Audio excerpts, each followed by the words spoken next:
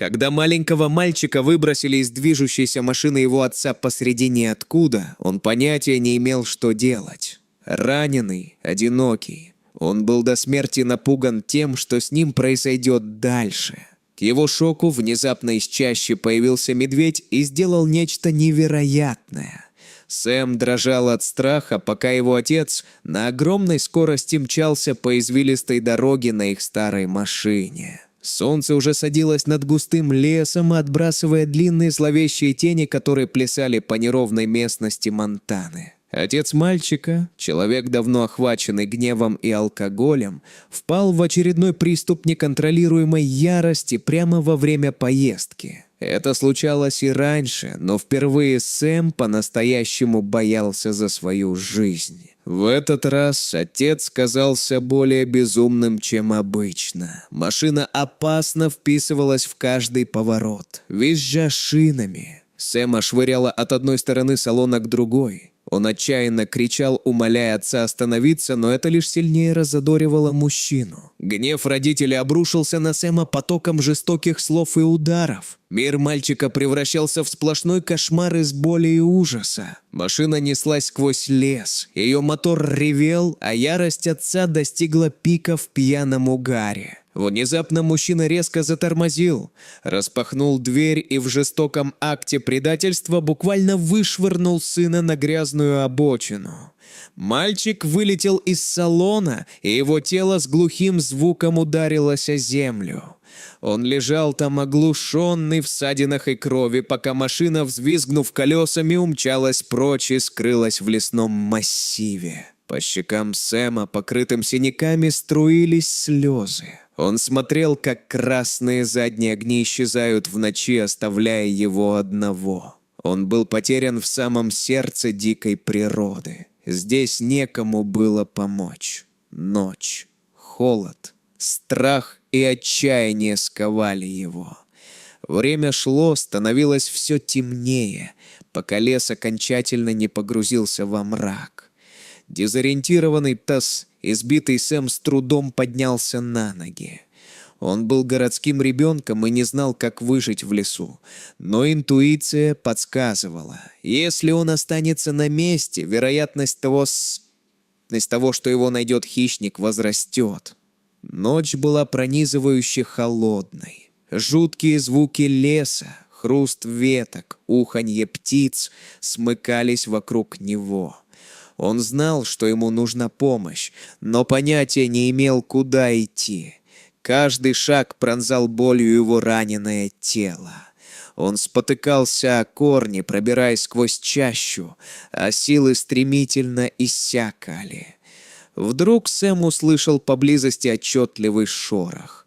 Он замер, сердце бешено заколотилось.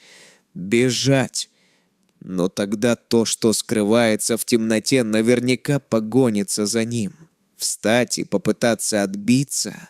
Смешно даже думать об этом. За последние часы он пережил столько ужаса, что просто смирился.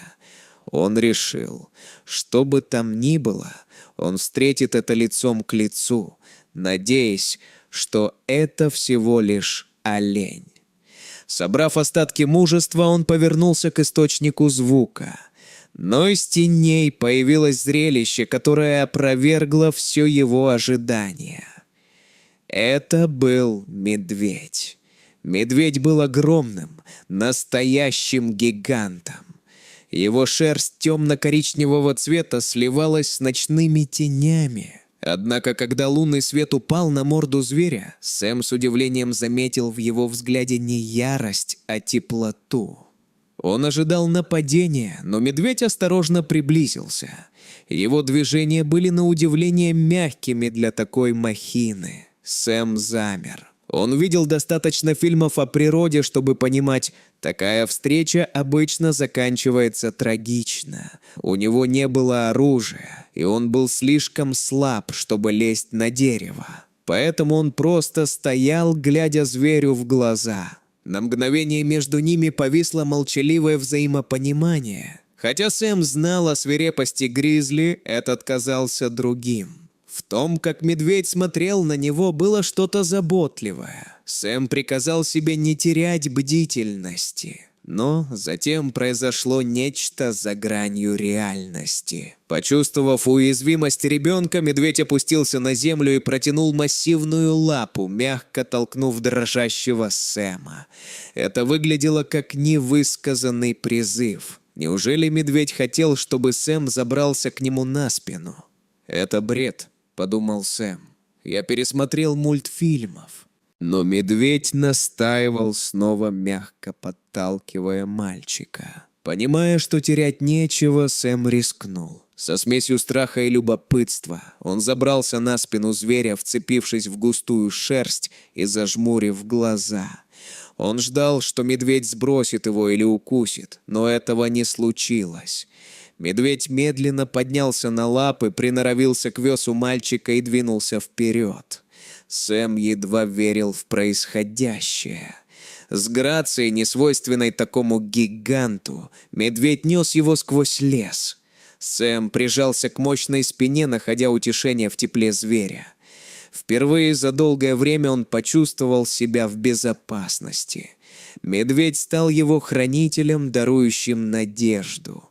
Часами они бродили по дикой природе. Медведь уверенно вел Сэма через лабиринт деревьев и ручьи. Сэм гадал о намерениях животного. Может, хищник нес его в берлогу как добычу. Но чувство покоя не покидало его. Он надеялся, что медведь помогает ему найти безопасное место. Ночь тянулась бесконечно. Силы Сэма иссякли. Он то проваливался в забытье, то приходил в себя. В какой-то момент его хватка ослабла, и он соскользнул со спины медведя. Зверь тут же развернулся и разбудил его, ткнув мокрым носом в лицо. Когда Сэм осознал реальность, плотина прорвалась. Впервые за долгое время он расплакался навзрыд. Он давно перестал плакать, поняв, что слезы лишь злят отца. Он научился быть каменным. Но здесь, в лесу, он выплеснул все. Он вспомнил маму, умершую несколько лет назад. Она всегда обнимала его и говорила, какой он особенный. Он ужасно хотел, чтобы она была рядом. Сэм очнулся от горя, когда медведь положил тяжелую голову ему на плечо и издал низкий звук, словно разделяя его печаль. Наступало утро. Воздух был ледяным. Сэм поджал ноги, пытаясь согреться. Медведь понял жест. Он лег позади мальчика, обернув его своим телом, как одеялом. Сэм прижался к зверю, чувствуя, как существо старается защитить его. В этот момент он понял. Этот зверь — его единственная надежда. Он начал безоговорочно доверять медведю.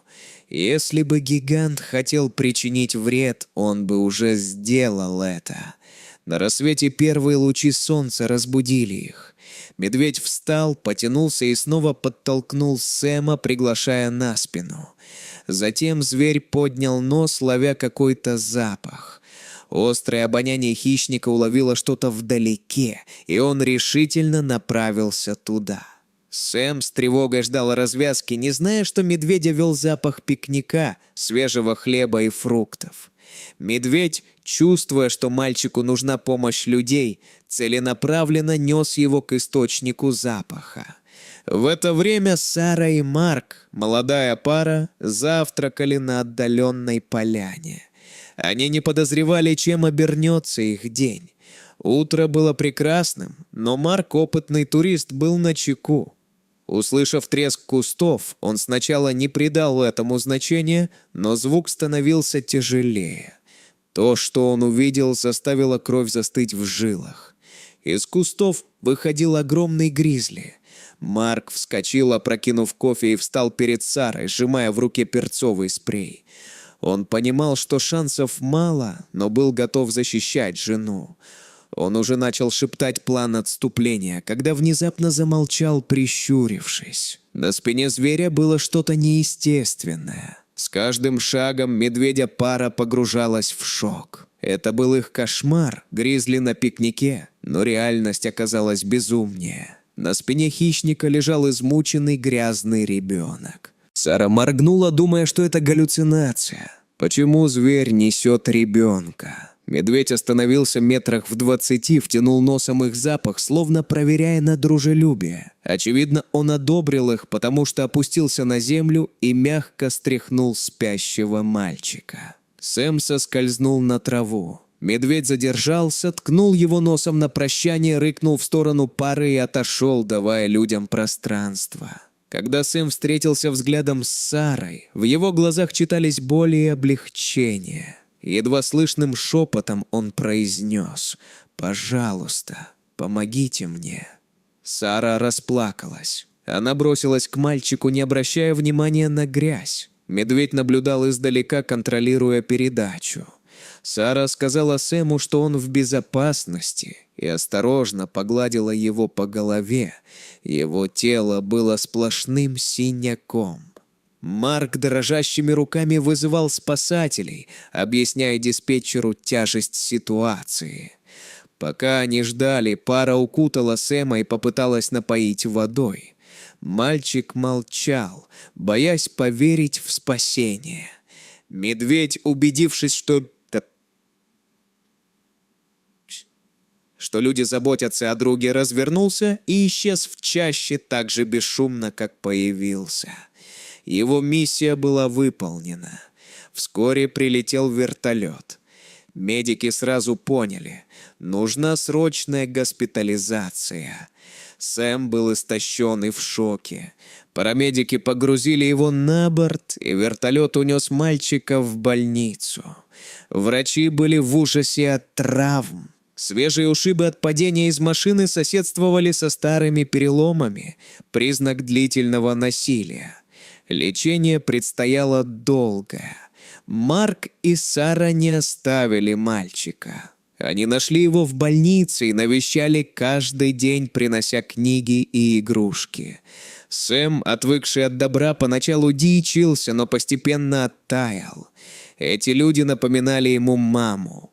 Оставаясь один, Сэм думал о медведе, своем защитнике, проявившем больше человечности, чем родной отец. История чудесного спасения разлетелась по новостям. Благодаря огласке полиция нашла отца. Тот пытался забрать сына, но его арестовали. Сэм дал показания, и отца отправили в тюрьму, лишив прав. Сэм остался один, и ему грозил приют. Но произошло чудо.